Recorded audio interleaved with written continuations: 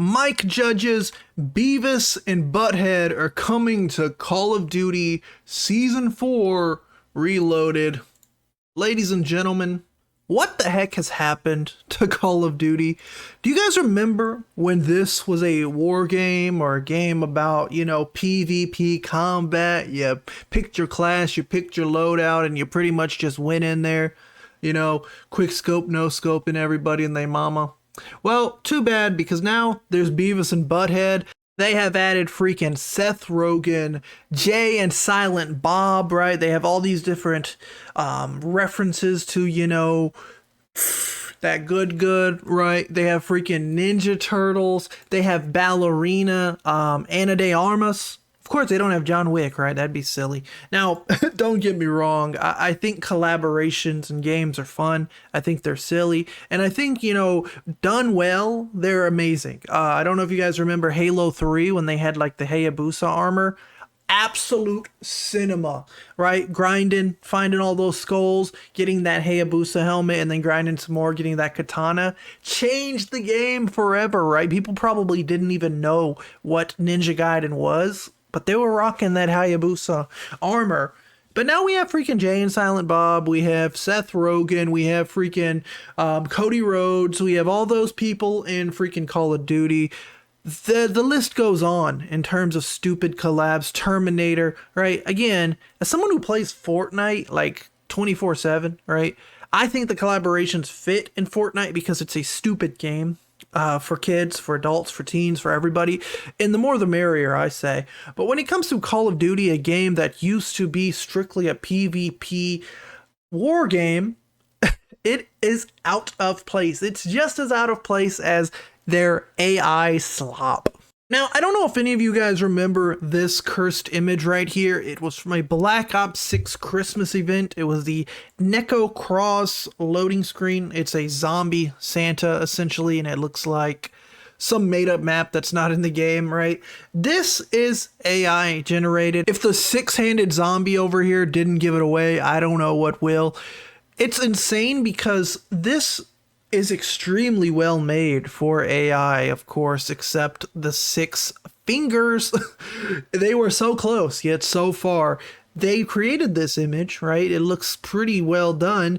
And then they just completely flubbed it by just leaving that sixth finger on there. I feel like if they just were to like edit that out, take like 10 minutes in Photoshop, fill the rest of the shirt in, remove that finger, people probably wouldn't have even known. But that essentially led to people basically getting Activision to admit that they used generative AI, and they admitted to using it to create in-game assets. Now, I don't like that because that's a very vague term. That could literally mean character models, that could mean player cards, camos, skins, and with the amount of dog water trash that's in the newer Call of Duty games, they have thousands of camos, thousands of calling cards. Every season there's like 10 more prestiges they add with 10 times more, calling cards. Again, it does not surprise me at all.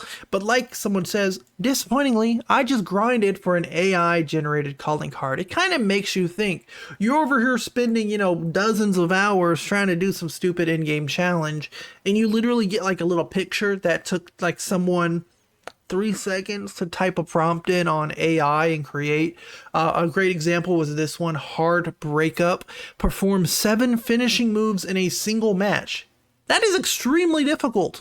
That is a once in a whole entire gameplay experience. If you've ever played Call of Duty, you know how sweaty that game is. Imagine busting your balls trying to do this for an AI generated image of this hot lady. Now, what kind of gives this one away is the hair is just all over the place. It's kind of like draping over her right here. It's coming over here, but then it like randomly lifts up right here. And then she's like laying on it, but then it also goes over here. And there's like a random item here, right? The outfit just kind of doesn't make sense. Her big old cannons are just dripping down.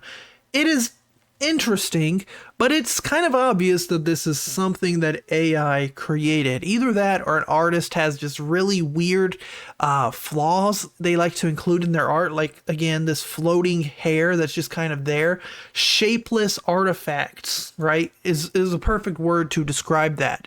And if, you know, the weird collaborations with Ninja Turtle, Silent Bob, all the references to smoke references didn't give it away that Call of Duty is not the game that we grew up with. If the you know, forced skill-based matchmaking nonsense, all the crap, the story modes where they seem to just kind of shove in last minute and they're not enjoyable, didn't give it away. The AI generated artwork didn't give it away. Call of Duty is not the game that it used to be, and that's not rocket science to admit.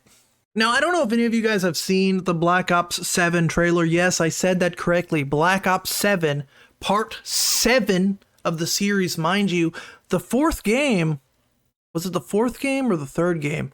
One of them didn't even have a story mode. So the fact that they're like keeping up this number trend is kind of funny to me.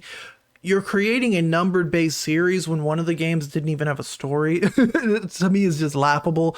And their games aren't really connected either. Like Cold War had some characters, and then somehow Black Ops 6 has those same characters. So it's like a reboot, yet they also kept the number. It's a headache.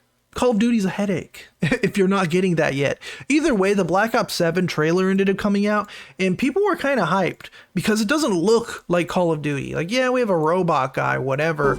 But beyond that, the game looked interesting. It looked like some new game that nobody has seen before. Mind you, when this trailer was revealed at some gaming convention, people didn't see, of course, Call of Duty or Activision, anything like that, Black Ops. All they saw was this trailer, right? Here's this like AI girl. Here's these things. People kind of are starting to get it, like, oh, where are we going here? Uh-oh, we're getting that Advanced Warfare vibes. But then there's a butterfly that's like bending into time and space and flying through a wall. And then this guy touches it and it breaks, right? You've all this interesting stuff. There's like this Inception vibe going on, right? It seems so neat, so interesting. And then Inception again, and now we're in like a forest with like vines. You know, it's like the upside down of Stranger Things.